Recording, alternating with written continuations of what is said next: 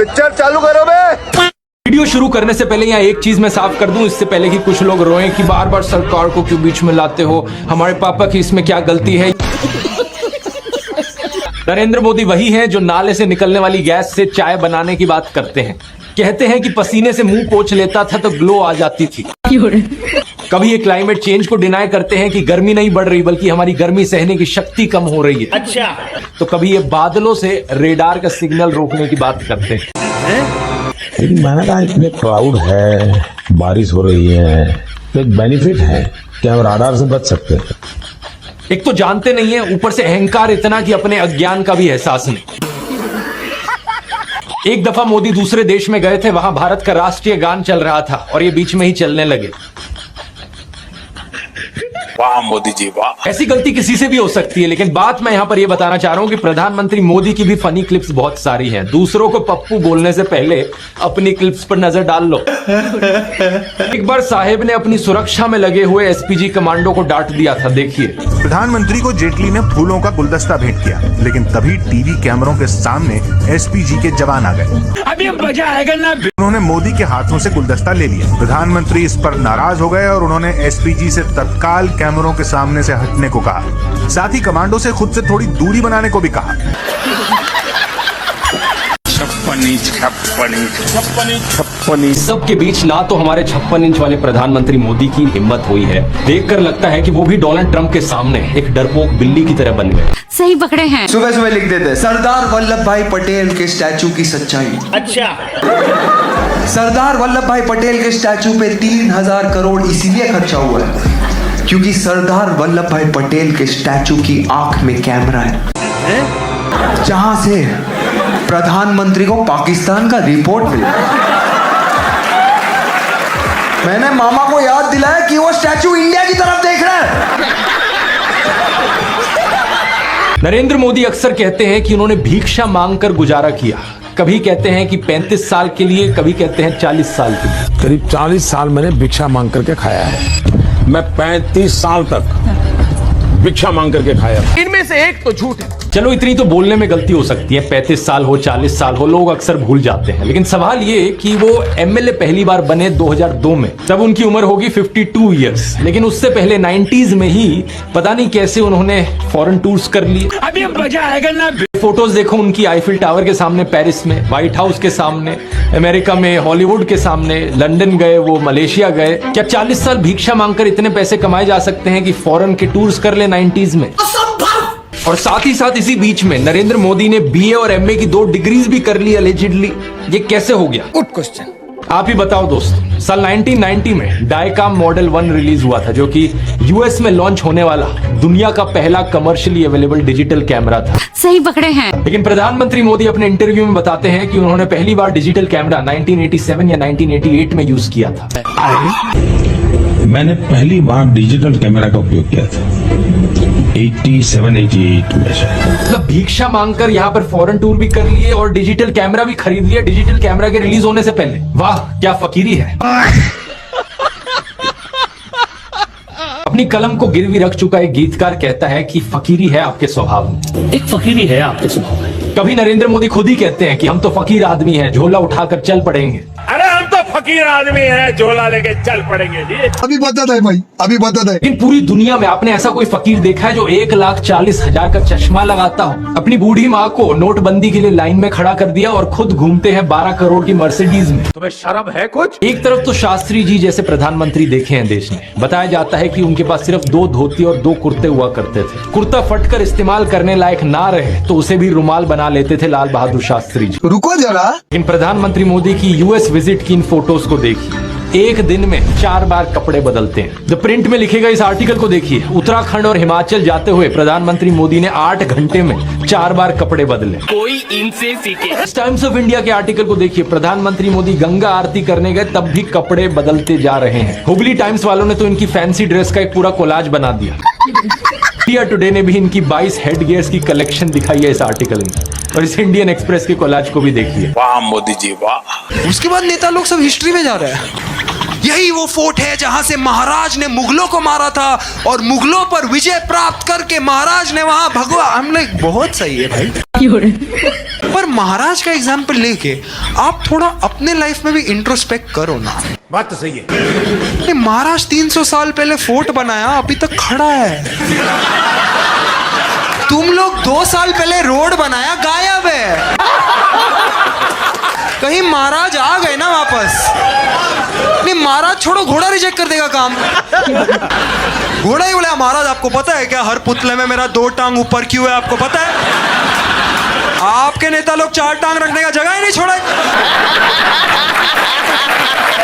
ये औरों की तो छोड़ो, नरेंद्र मोदी खुद इस बात को बार बार दोहराते रहते हैं। कहते हैं कि उन्होंने अपने परिवार को देश के लिए छोड़ दिया। मेरे देशवासियों, मैंने घर, परिवार, सब कुछ देश के लिए छोड़ा है। देखो, वैसे ये एक पर्सनल मामला है, किसी पति पत्नी की आपस में ना बने, ये कोई बड़ी चीज नहीं है। बहुत से लोगों के साथ ऐसा होता है। बात तो सही है। लेकिन यही लोग खुद इस पर्सनल बात को बीच में लाते हैं, इसे अचीवमेंट के तौर पर दिखाने के लिए। देश के लिए पत्नी को छोड़ दिया, कोई सेंस है इस बात? पूर्व प्रधानमंत्री लाल बहादुर शास्त्री जी ने तो अपनी पत्नी को नहीं छोड़ा, तो क्या वो देश के लिए काम नहीं कर पाए? महात्मा ज्योतिबा फूले की पत्नी सावित्रीबाई फूले के बारे में तो सब जानते हैं। क्या उन्होंने देश के लिए महान काम नहीं किया? मैं नहीं बताऊंगा। आपने अगर रामलीला देखी है तो उसमें भी देखा होगा कि कैसे सीता जी ने भी भगवान राम का साथ दिया वनवास में, और राम ने उन्हें बचाने के लिए क्या क्या नहीं किया। सही पकड़े हैं। पंजाब केसरी अखबार ने तो उनकी चरण वंदना करते हुए उनकी तुलना भगवान बुद्ध और महावीर जैन से कर डाली। लेकिन इन लोगों से मैं पूछना चाहता हूँ, क्या कभी भगवान बुद्ध ने अपना घर छोड़कर ऐसे बयान दिए क्या? सम्माननीय, आदरणीय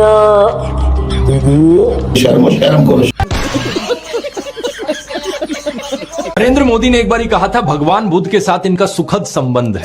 भगवान बुद्ध के साथ मेरा एक और संबंध भी है, जिसमें अद्भुत संयोग भी है और जो बहुत सुखद भी है। अच्छा।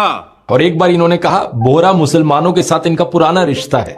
साथियों, बोहरा समाज के साथ मेरा भी रिश्ता बहुत पुराना है। क्या बात कर रहे हैं? नहीं, ईसाइयों के साथ भी इनका बहुत पुराना और आत्मीय नाता है। क्रिश्चियन कम्युनिटी के साथ तो मेरा संबंध कोई नया नहीं है, बहुत पुराना बड़ा आत्मीय नाता रहा है। कब हो गया ये? एक बार इन्होंने कहा कि जीवन का एक महत्वपूर्ण कालखंड इन्होंने आदिवासियों के बीच बिताया है। जीवन का एक महत्वपूर्ण कालखंड मैंने आदिवासियों के बीच में बिताया है। तो कौन सा तीर मारा? तो एक बारी कहा, बलिया के साथ भावुक रिश्ता है इनका। बलिया से मेरा एक भावुक रिश्ता। पंजाब के साथ भी इनका विशेष नाता रहा है और चीन के साथ भी इनका विशेष नाता रहा है। ये तो धोती खोल रहा है। पंजाब के साथ मेरा विशेष नाता रहा है। चीन के साथ मेरा निजी रूप से भी एक विशेष नाता है। फ्रांस के साथ भी इनका पुराना नाता रहा है और यदुवंश के साथ भी इनका रिश्ता नाता है। मेरा खुद का व्यक्तिगत रूप से फ्रांस के प्रति लगाव बहुत पुराना रहा है। अरे यदुवंश के साथ तो हमारा रिश्ता है, हमारा नाता है। बंगाल से नाता जोड़ने के लिए इन्होंने कहा कि बचपन में ये कोलकाता की मेट्रो देखने आए थे। मैं बचपन में जब पहली बार कोलकाता आया तो एक आकर्षण था, जरा मैं मेट्रो देखूं। आपकी औकात बता रहा हूँ सर। प्रॉब्लम बस ये है कि कोलकाता मेट्रो 1984 में शुरू हुई थी, जब ये 34 साल के थे। अब बताओ दोस्तों, 34 साल का कोई बच्चा देखा है आपने कभी? अभी ये सब बोलता हूँ ना मैं, तो लोग मुझे धर्म विरोधी बुलाते हैं। मतलब यार, ये मोदी जोक्स पे कोई धर्म विरोधी कैसे बुला सकते हैं? लाइक मोदी जी धर्म है क्या? तो फास्टेस्ट ग्रोइंग इंडिविजुअल है भाई साहब। सीएम थे, फिर पीएम बने, अभी धर्म हो गए। इतनी तेजी से तो रिलायंस भी नहीं बढ़ता यार। कोई बोलेगा धर्म विरोधी, हम लोग यार मैं धार्मिक हूँ यार, मैं प्रूफ दिखा सकता हूँ। बचपन में हर आरती में घंटी बजाता था। क्या बात कर रहे हैं? फोटो है, जेन्युइनली। ये मोदी जैसे डिग्री जैसा नहीं है, ये फोटो है। हर आरती में घंटी बजाता था क्योंकि माँ बोलती थी धर्म तेरी रक्षा करेगा। बहुत अच्छी बात है। अभी मजा आएगा ना। बड़ा हुआ सब नेता लोग बोल रहे तुझे धर्म की रक्षा करनी है। बोला ये चेंज कब हुआ? और मैं कैसे करूं यार? मतलब मैं अपना मोबाइल का बिल नहीं भर सकता टाइम पे, और हमारे भगवान इतने लेजेंड है सब, उनको मेरी जरूरत है क्या? नहीं। संबित पात्रा ने हाल ही में कहा कि भगवान जगन्नाथ मोदी के भक्त हैं। सही सुना आपने दोस्तों, भगवान को ही मोदी का भक्त बना दिया। मोदी भक्त जगन्नाथ।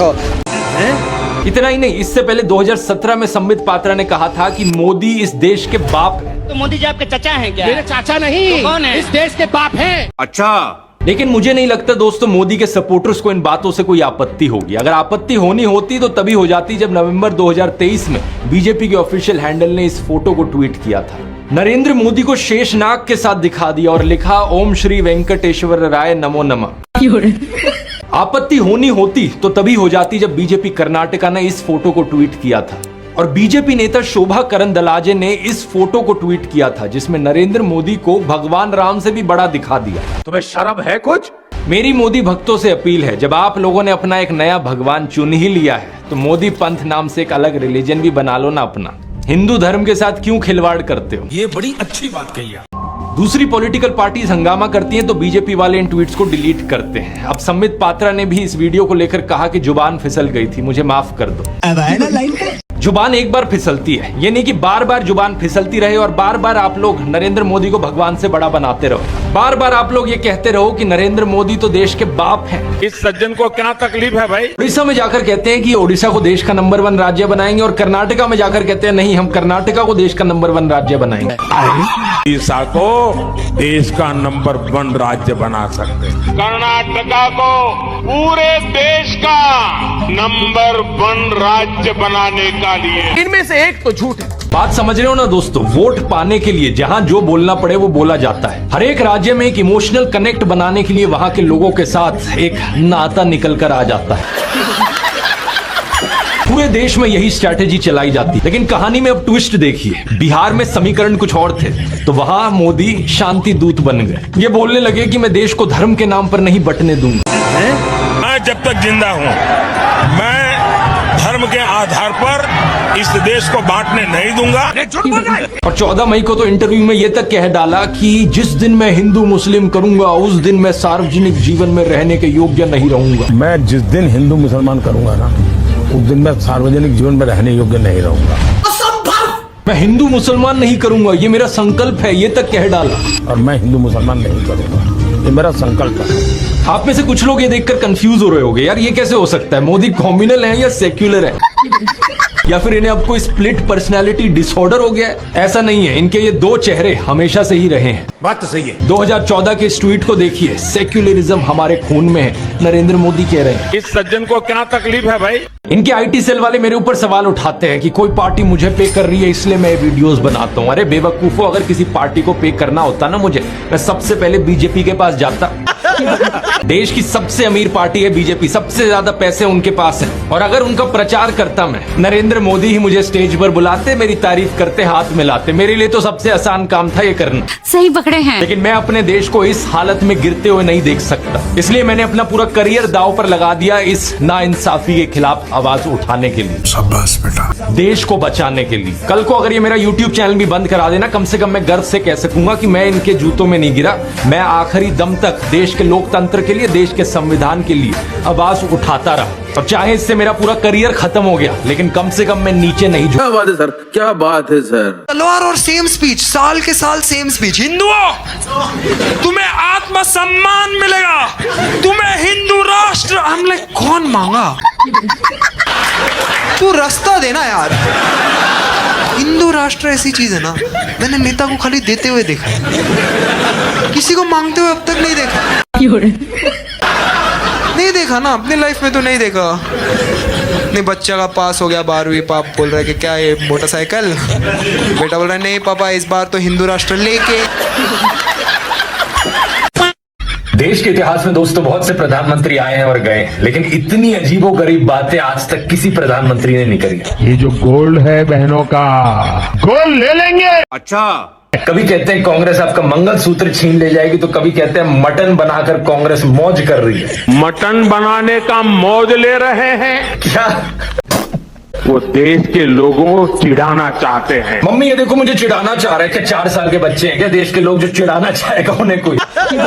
आज से कुछ दिन पहले गुजरात में कह रहे थे कि अगर आपके पास 2 भैंस है तो कांग्रेस आपकी 1 भैंस छीन कर ले जाएगी। मजाक नहीं कर रहे, देख लो। मतलब कुछ भी जो मन में आ रहा है बोले जा रहे हो। और भैंसों की इतनी फिक्र है तो देश की सबसे बड़ी बीफ कंपनी से क्यों चंदा लेते हो करोड़ों का? इस सज्जन को क्या तकलीफ है भाई? आज अपने भाषण में कहते हैं कि नवीन पटनायक ओडिशा के जिलों के कैपिटल के नाम नहीं बता सकते। कि आप उड़ीसा के जिलों के नाम बोलिए और जिलों के कैपिटल के नाम बोलिए। बताओ भाई, जिलों के कब से कैपिटल होने लग गए? एक सजायाफ्ता। थोड़ा सोच समझ के बोल लो। देश के प्रधानमंत्री ऐसी उठपटांग चीजें बोलेंगे तो सोचो कि जो प्राइम मिनिस्टर की एक रेपुटेशन होती है उसे बिल्कुल मिट्टी में गिराए जा रहे हो आप। नरेंद्र मोदी खुद को गंगा पुत्र कहा करते थे, तो अब नमामि गंगे के नाम पर वोट क्यों नहीं मांग रहे? क्यों नहीं मांग रहे वोट काम पर? Good question. ये मेक इन इंडिया का शेर याद है दोस्तों? अब तो ये शेर कहीं नहीं दिखाई देता किसी चुनावी पोस्टर पर। Make in India, made in India, आदर्श गांव, smart city, bullet train, 15 lakh, skill India, Mudra loan, look east policy, करोड़ों रोजगार, नारी शक्ति, बेटी बचाओ बेटी पढ़ाओ, कोरोना, अग्निवीर। अरे कुछ तो ऐसा होगा जिसके दम पर चुनाव लड़ सको। इस सज्जन को क्या तकलीफ है भाई? अभी बता दे भाई। राहुल गांधी ने तो नरेंद्र मोदी को ओपन डिबेट के लिए भी चैलेंज कर दिया है। इतना अच्छा मौका है कि राहुल गांधी के साथ 1-on-1 डिबेट करें और बता दे लोगों को, देश की जनता को दिखा दें कि इन्होंने 10 साल में कितना काम किया। नहीं, मुझे मजाक नहीं उड़वाना अपनी चीज का। लेकिन ना तो इन्होंने कोई प्रेस कॉन्फ्रेंस करी इन 10 सालों में, ना कोई अनस्क्रिप्टेड इंटरव्यू किया जिसमें कोई खुलकर सवाल पूछ सके इनसे। तो कहां से इनमें हिम्मत होगी एक डिबेट करने की? बस हवा निकल गई। एक रैली में उन्होंने खड़े खड़े बोल दिया, हम तो फकीर आदमी है जी, झोला उठा के चल पड़े। अरे हम तो फकीर आदमी हैं, झोला लेके चल पड़ेंगे जी। अभी मजा आएगा ना। 28 गाड़ी का कॉन्वॉय है, पीछे LED स्क्रीन लगा है, 10 लाख का सूट पहन के 1 लाख लोगों को अपनी बात बता रहे हो और आप फकीर आदमी हो, तो फिर हम कौन भाई? राहुल गांधी अपने पापा के दोस्तों से बात नहीं कर पा रहा। मोदी जी इसरो वालों को बता रहे हैं रॉकेट कैसे लैंड करना है। राहुल पापा के दोस्तों के वहां पे मोदी जी इसरो वालों को, मैं भी बचपन में इसरो से उसरो घूमते रहता। यार अब तो हद ही कर दी है। इंटरव्यू में कहते हैं कि महात्मा गांधी को गांधी मूवी आने से पहले कोई जानता ही नहीं था। कोई नहीं जानता, माफ करना मुझे। पहली बार जब गांधी फिल्म बनी तब दुनिया में क्यूरियोसिटी हुई, अच्छा ये क्या कौन है? अरे क्या मजाक लगा रखा है? 1930 की टाइम मैगजीन का पर्सन ऑफ द ईयर देख लो कौन था? महात्मा गांधी जी थे। 3 बार टाइम मैगजीन पर फ्रंट पेज पर उनकी फोटो छपी। बात तो सही है। अरे पूरी दुनिया जानती थी उन्हें 1930s 40s से ही, और कहते हो कि कोई जानता ही नहीं था। मतलब जानकारी नहीं है तो चुप बैठे रहो। मुझे तो हैरानी होती है सही में कि आज के दिन भी देश में कुछ ऐसे लोग बचे हैं जिन्हें लगता है कि एक ऐसा इंसान अभी भी देश का प्रधानमंत्री बनने लायक है जो ऐसी उठपटांग बातें करता है। इतनी अजीबोगरीब बातें हैं। अभी एक भाषण में कहा था कि संडे की छुट्टी जो है वो क्रिश्चियंस की वजह से होती है। ये तो लेटेस्ट न्यूज है। रविवार को छुट्टी होती है, हॉलीडे। तो ईसाई समाज हॉलीडे मनाता है, तो तब से रविवार परंपरा शुरू हुई। अब रविवार को हिंदुओं से जुड़ा हुआ नहीं है। कब हो गया ये? अरे तो क्या संडे की छुट्टी पर अब बैन लगाना चाहते हो? इससे पहले एक इंटरव्यू में कहते हैं कि मेरी माँ के गुजर जाने के बाद मैं कन्विंस्ड हूँ कि मुझे मेरी माँ ने पैदा नहीं किया। पहले जब तक माँ जिंदा थी मुझे लगता था कि शायद बायोलॉजिकली मुझे जन्म दिया गया है। अच्छा, माँ के जाने के बाद मैं कन्विंस हो चुका हूँ कि परमात्मा ने मुझे भेजा है। ये ऊर्जा बायोलॉजिकल शरीर से नहीं मिली। कोई भी मानसिक रूप से नॉर्मल इंसान ऐसी बातें करेगा क्या? मतलब सोचकर देखो, अगर आपका दोस्त ऐसी चीजें बोलने लग जाए, अब क्या आपको क्या लगेगा अपने दोस्त के बारे में? प्रधानमंत्री मोदी वैसे तो इतने बड़े क्रेडिट जीवी हैं कि भाग भाग कर हर चीज का क्रेडिट लेना चाहते हैं, लेकिन इन सब चीजों का क्रेडिट कौन लेगा? ये इंडिया की इंटरनेशनल रैंकिंग्स देख लो। ह्यूमन डेवलपमेंट इंडेक्स में इंडिया की रैंक 134, ग्लोबल पीस इंडेक्स 2023 में rank 126, global hunger index 2023 rank 111 नीचे गिरी, डेमोक्रेसी इंडेक्स 2023 रैंक 104 नीचे गिरी। अरे साला। प्रेस फ्रीडम इंडेक्स 2024 रैंक 159 2014 के कंपैरिजन में बहुत नीचे गिरी। लेकिन मोदी के समर्थक इन सब बातों को नहीं मानेंगे। सही पकड़े हैं। उनके हिसाब से सारी रिपोर्टें झूठी हैं, ये सारे अखबार झूठे हैं, सबका कोई ना कोई एजेंडा है। केवल व्हाट्सएप पर जो दिखाया जाता है और गोदी मीडिया जो दिखाता है बस वही सच। अरे बड़े खतरनाक लोग। यार एक बात बताओ, ये मेरे और अंबानी जी के बीच में मोदी जी क्या कर रहे हैं? मैं सीधा अंबानी को वोट क्यों नहीं दे सकता? अपने को कोई प्रॉब्लम है क्या अंबानी से? बनाओ ना पीएम। अंबानी के पास वो सब कुछ है जो मेरे को चाहिए। मेट्रो, कपड़ा, पेट्रोल, वाईफाई तो फ्री में दिया है यार। इतना दयालु आदमी देखा है। अभी मजा आएगा ना। बेटे को जॉब लगाना था, पूरे देश में वाईफाई बांट दिया। अभी पूरा देश एक हाथ में फोन, दूसरे में पकड़ के बैठा है। साल 2005 में दोस्तों अक्षरधाम मंदिर का इनॉग्रेशन हुआ था। इस फोटो को देखिए। प्रधानमंत्री मनमोहन सिंह, राष्ट्रपति एपीजे अब्दुल कलाम, विपक्षी नेता लाल कृष्ण आडवाणी, ये सभी लोग कई सारे साधुओं के साथ देखे जा सकते हैं। अभी मजा आएगा ना। लेकिन अब राम मंदिर की इनॉग्रेशन को देखिए। कौन दिख रहा है यहाँ पर? सिर्फ एक अकेले नरेंद्र मोदी। सिक्योरिटी वालों को भी दूर कर दिया। न्यूज लॉन्ड्री ने एक रिपोर्ट की जिसमें दिखाया गया कि कैसे गांधी दर्शन म्यूजियम, गांधी स्मृति केंद्र और खादी ग्रामोद्योग जैसी अलग अलग साइट्स पर नरेंद्र मोदी के फोटोज और कोट्स घुसाए। सही पकड़े हैं। ओलंपिक पदक विजेताओं का सम्मान समारोह हुआ तो उसका पोस्टर देखिए। ये लेफ्ट में है मेडल जीतने वाले और फोटो के राइट में नरेंद्र मोदी की फोटो। सरकारी स्कीम से लेकर सड़कों और अस्पतालों के नाम नरेंद्र मोदी के नाम पर है। नमो किसान सम्मान दिवस, नमो फ्री डायलिसिस सेंटर, नमो डे केयर सेंटर, नमो mobile health care units, Narendra Modi medical college, Narendra Modi मार्ग। वाह मोदी जी वाह। मोदी आवास घरकुल योजना। 2013 में बतखों के साथ फोटोशूट। कभी मोर को दाना खिलाने का वीडियो बन रहा है, कभी मॉर्निंग एक्सरसाइज का वीडियो बन रहा है, तो कभी बीच वाला फोटोशूट, जिम वाला फोटोशूट, जंगली सफारी करते हुए फोटोशूट, फोटो खींचते हुए फोटोशूट। मुग्ध होने का इससे बड़ा उदाहरण क्या होगा कि मुफ्त राशन के थैलों से लेकर कोविड वैक्सीन के सर्टिफिकेट पर भी अपनी फोटो छपवा ली। इस सज्जन को क्या तकलीफ है भाई? मोदी की गारंटी, चारों तरफ हर जगह यही एड छाप रखी है। कुछ दिन पहले एक भाषण में गारंटी दी थी भ्रष्टाचार को लेकर। मेरी गारंटी है, भ्रष्टाचार हटाओ। अच्छा, इस गारंटी की असलियत सुनो। Himanta Biswa Sarma 10,000 crore Saradha chit fund scam का आरोप अब बीजेपी में है। नवीन जिंदल 21,000 करोड़ कोलगेट स्कैम का आरोप अब बीजेपी में है। अरे साला। Ashok Chavan Adarsh housing society scam का आरोप अब बीजेपी में है। Ajit Pawar 70,000 crore Maharashtra state cooperative bank scam का आरोप अब बीजेपी के साथ है। Praful Patel 30,000 crore Air India scam का आरोप अब बीजेपी के साथ है। ये तो धोती खोल रहा है। हिंदू Adhikari 10,000 crore Saradha chit fund scam का आरोप अब बीजेपी में है। 2014 से 25 ऐसे ऑपोजिशन लीडर्स हैं जिन पर करप्शन के आरोप लगे थे और अब उन्होंने बीजेपी ज्वाइन कर ली। बड़े बड़े भ्रष्टाचारी आज सलाखों के पीछे हैं। सच्चा। बात यह है कि सारे भ्रष्टाचारी आज के दिन बीजेपी के अंदर है और जो नेता सलाखों के पीछे हैं वो तो वो लोग हैं जिन्होंने बीजेपी ज्वाइन करने से इनकार कर दिया। क्या बात है सर, क्या बात है सर। माँ घर पे मेरे को बोल रही है बेटा हिंदू खतरे में है। मैं माँ को बोल रहा हूँ नहीं माँ लॉजिक खतरे में है। हिंदू दाल पकवान खा रहा है यहाँ पे। माँ लगी हुई बेटा हिंदू खतरे में है। मैं समझा रहा हूँ कि माँ नहीं बंगाली टाइगर खतरे में है, नहीं वो 1450 है, नहीं इंसान 1.3 बिलियन है इंडिया में। अच्छा। तो टाइगर खतरे में है ना। अभी 80 करोड़ लोग अपने ही देश में कैसे खतरे में हो सकते हैं? मेरी माँ बोल रही है नहीं नहीं है। मेरे पास पीपीटी आया था, 9 पेज का पीपीटी था भाई। 9 पेज में पूरा पढ़ा। क्या? हिंदू खतरे में, भारत का इस्लामीकरण हो रहा है, 2029 के बाद भारत का एक भी प्रधानमंत्री हिंदू नहीं होगा, हिंदुओं का तो एक ही देश है बेटा, हम कहाँ जाए। मुझे रूह अफ़ज़ा नहीं पसंद, सब था उसमें। मैंने पूरा पढ़ा। फिर मैंने मॉम को बोला मॉम हिंदू खतरे में है और इसके लिए मैं तो इस्लाम में कन्वर्ट करा रहा हूं। नहीं आप अपना देख लो। ये सुबह शाम खतरे की जिंदगी मुझे तो नहीं चाहिए। वैसे भी हमारा क्या है, हम तो फकीर आदमी है, झोला उठा के।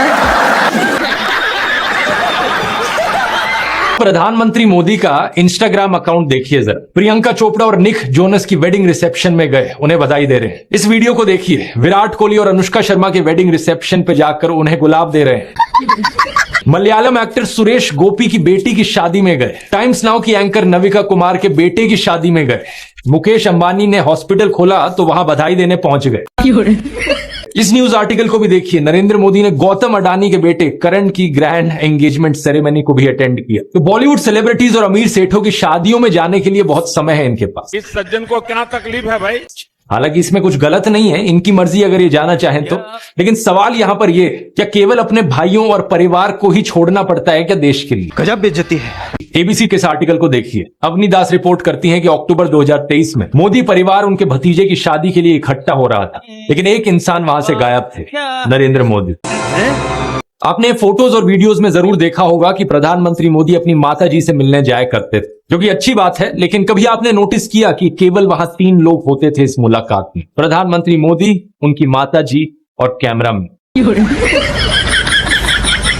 मैं फिर से कहूंगा, ये प्रधानमंत्री मोदी का अपना पर्सनल मैटर है। अगर वो बॉलीवुड, अडानी अंबानी जैसे दोस्तों के साथ ताल्लुक रखना चाहते हैं और अपने परिवार के साथ नहीं, उनकी मर्जी। ये बड़ी अच्छी बात कही है। मुझे प्रॉब्लम इस बात से नहीं है, प्रॉब्लम इस बात से है कि इसे अचीवमेंट की तरह क्यों दिखाया जाता है कि मैंने अपना परिवार छोड़ दिया, देखो मैं कितना महान हूं। ये कोई अचीवमेंट होती है क्या?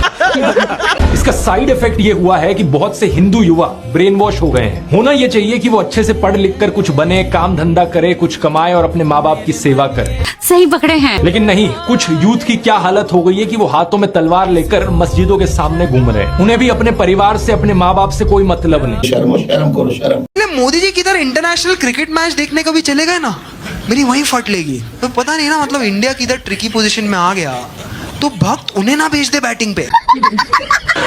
3 बॉल में 17 चाहिए, कोहली का विकेट चला गया, सब एनआरआई भक्त चालू, मोदी मोदी मोदी मोदी। अभी मजा आएगा ना। अरुण जेटली आके पैड पहना रहा है, अमित शाह बॉलर का हाथ काट रहा है, बॉलर मुंह में बॉल लेके आ रहा है, जीप भी कटी हुई है, कहीं स्पिन विन ना हो जाए। मोदी जी के पैर पे बॉल लगता है, फील्डर खुद उठा के बाउंड्री लाइन ले जाता है, अंपायर छक्का देता है, कमेंटेटर सेंचुरी बताता है। रात को एक जर्नलिस्ट पूछता है, why is JNU silent tonight?